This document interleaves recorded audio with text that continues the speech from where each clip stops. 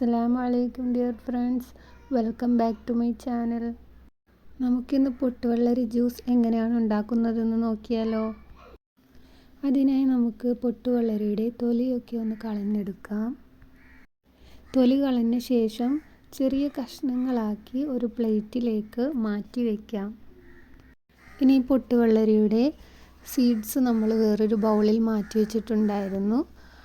ആ സീഡ്സൊക്കെ നമുക്കൊരു മിക്സിയുടെ ജാറിലിട്ടൊന്ന് ബ്ലെൻഡ് ചെയ്ത ശേഷം അരിപ്പയിലൂടെ ഒന്ന് അരിച്ചെടുക്കാം. അരിച്ചെടുത്ത ആ ജ്യൂസ് നമുക്ക് ഒരു ബൗളിൽ മാറ്റി വയ്ക്കാം. ഇനി നമുക്ക് പൊട്ടുവെള്ളരി ജ്യൂസ് തയ്യാറാക്കാം. അതിനായി മിക്സിയുടെ ജാറിലേക്ക് കഷ്ണങ്ങളാക്കി വെച്ച പൊട്ടുവെള്ളരി ഇട്ട് കൊടുക്കാം. ശേഷം ഒരു ഗ്ലാസ് പാൽ ഒഴിച്ചു കൊടുക്കാം. ആവശ്യത്തിനുള്ള വെള്ളം ഒഴിക്കാം.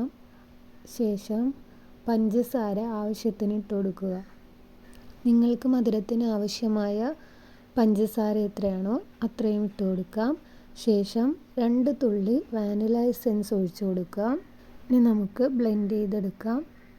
ഇനി അതിലേക്ക് മാറ്റി വെച്ചിരുന്ന സീഡ്സിൻ്റെ ജ്യൂസ് കൂടി ഒഴിച്ചു കൊടുക്കാം. അങ്ങനെ നമ്മുടെ പൊട്ടുവെള്ളരി ജ്യൂസ് ഇവിടെ റെഡി ആയിട്ടുണ്ട്. ചൂടിൻ്റെ ക്ഷീണമൊക്കെ മാറാൻ പറ്റിയ നല്ല ജ്യൂസാണിത്. ഇത് നമുക്ക് വേറെ രീതിയിൽ ഉണ്ടാക്കാം. അതിനായി പൊട്ടുവെള്ളരിയിലേക്ക് ശർക്കര ചീകിയിടുക. ശേഷം തേങ്ങ ഇടുക, ബ്ലെൻഡ് ചെയ്തെടുക്കുക. നമ്മുടെ പൊട്ടുവെള്ളരി ജ്യൂസ് റെഡി ആയിട്ടുണ്ട്. ഇത് 2 രീതിയിലും ട്രൈ ചെയ്ത് നോക്കുക. നല്ല ടേസ്റ്റാണ്. ഞാനിതിൽ ഐസ്ക്രീം ഇട്ടൊന്ന് ഡെക്കറേറ്റ് ചെയ്യുന്നുണ്ട്. എങ്ങനെയാണെങ്കിലും ഡെക്കറേറ്റ് ചെയ്യാം, നിങ്ങൾക്ക് ഇഷ്ടം പോലെ ചെയ്യാം. നല്ല ടേസ്റ്റാണ്. എല്ലാവരും ഫീഡ്ബാക്ക് അറിയിക്കുക.